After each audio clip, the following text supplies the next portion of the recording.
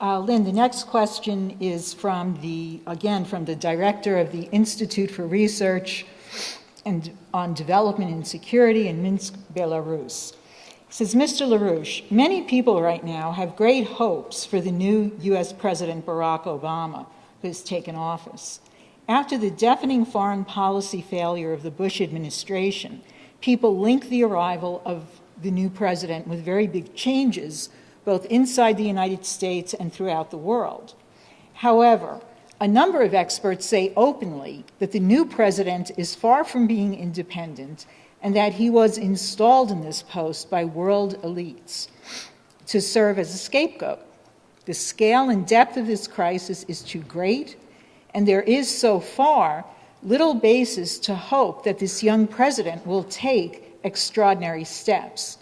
Moreover, despite being an active person, until now he has remained silent about many important issues, including the events in Gaza.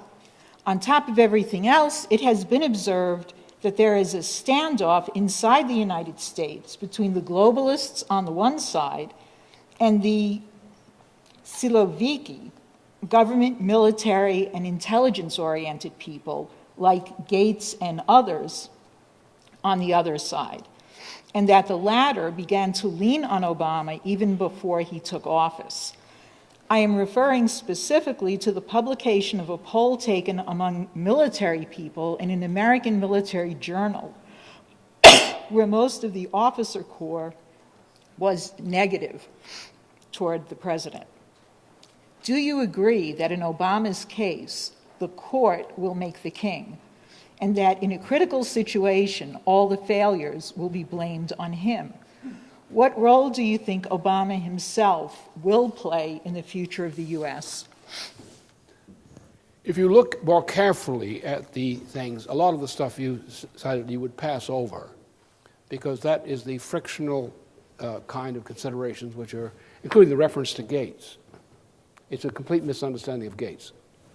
Gates was put in order to try to prevent a war with Iran, among other things.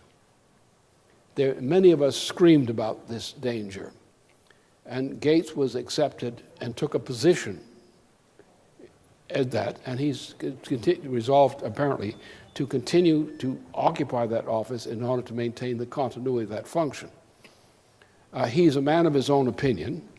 I don't endorse necessarily everything he thinks, but he is a responsible person, and he has functional responsibility, and he was a very important tempering feature inside the Bush administration at the time the Bush administration was becoming very dangerous in terms of the Middle East.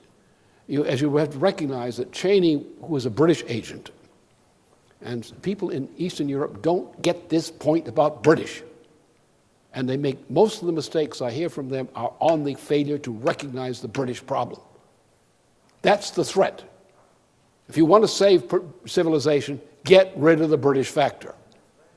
If you don't want to get rid of the British factor, if you're worried about the American factor, you don't have much. You're not going to get anywhere. You won't like the result of your own opinion. Now, but Gates is not the problem. Gates did a useful job. I was aware of this. I watched this all the way through, and in my estimation, Gates did an honest job. He did the mission for which he was put in, and that is to counter people like Cheney, who was a British agent, who was using everything possible to get us into a war with Iran. And he did that job. But he did it as a professional inside the U.S. institutions according to the rules of game inside the U.S. institutions.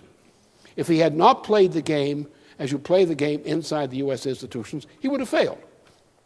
And he was experienced at that job and knew how to do it and did it well. So that's not a problem. What you have to look at is, where is the problem coming from?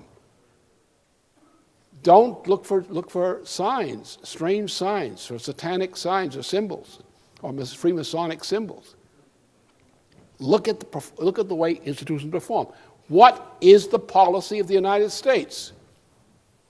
If the policy of the United States is to save the United States, if it's our traditional policy, a policy that the American people would put up with, in terms of their own interest, then and the way U.S. institutions behave, then the U.S. interest lies in a secure relationship with most parts of the world, including Russia, including China, including Japan, including nations of South America.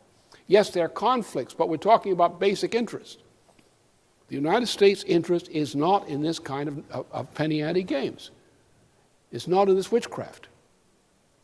The United States is a serious institution, especially now with this president. And don't misunderestimate this president.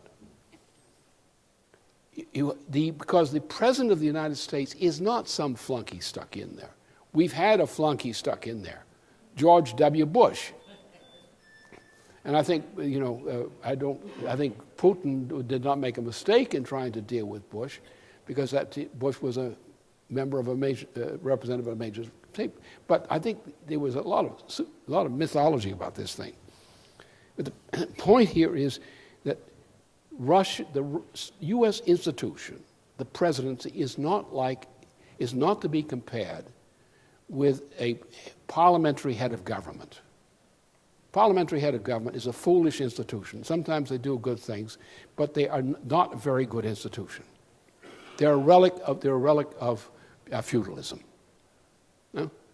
U.S. government, the U.S. institution, is a presidential system, not a parliamentary system.